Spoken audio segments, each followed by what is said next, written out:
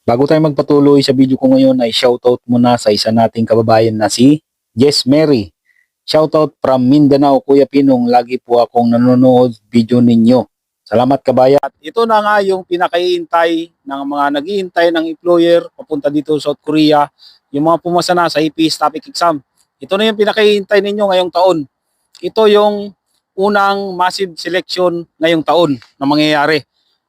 Ito, 2026 first massive selection January 26 to February 10 application period of employers. Ibig sabihin nito, yung mga employer, yung mga Koreano, yung may mga may-ari ng company dito sa South Korea na gustong kumuha ng magiging trabahador nila dito sa South Korea or factory worker ay mag-a-apply sila, pupunta sila sa labor dito ng January 26 to February 10. Mamimili lang sila ng petsa kung kailan nila gustong pumunta.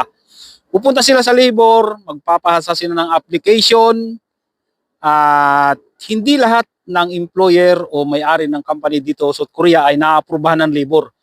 Meron kasing nagkakaroon ng hindi sila pinapayagan na kumuha ng worker na mga galing sa Pilipinas o sa ibang bansa kasi maraming bansa na pinagkukuhanan ng factory worker ang South Korea katulad ng Nepal, Kyrgyzstan, Pilipinas kasama, tapos Vietnam, yan. Marami, 70 na bansa.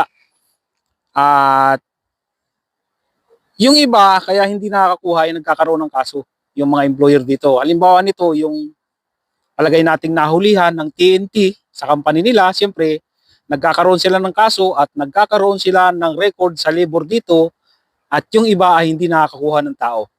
Pero kapag naaprubahan naman ay, ayun, maganda, makakuha sila ng tao, siyempre kasama doon sa Pilipinas.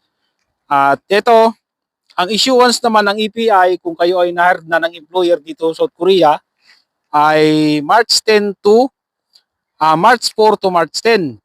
Ayan, dyan ninyo makikita sa inyong EPS account kung na-hired na kayo ng employer dito sa South Korea. Kaya good luck dun sa mga naghihintay ng employer. Tapos meron pa rin March 11 to March 17 EPI issuance sa other industry. Ito yung other industry na katulad ng mining, construction, forestry, fishing, agriculture, ayun. Pero ang pinaka-importante talaga sa lahat ay sa manufacturing. Selection, massive selection ng March 4 to March 10. Yan.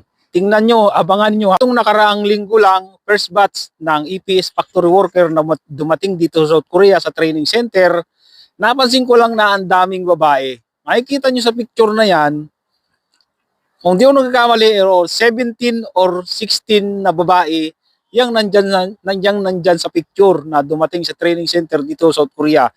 Tingnan nyo kahit sabihin natin na suntok sa buwan, yung ma-hired ang babae dito sa South Korea, pero nakakagulat din kasi ang dami niyan.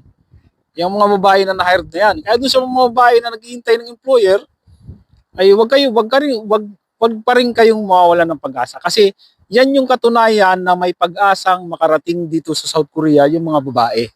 Kaya ayun, doon sa mga babae na naghihintay ng employer na parang nawawalan ng pag-asa ay tiwala lang kayo kasi kung para sa inyo ay para sa inyo talaga 'yan.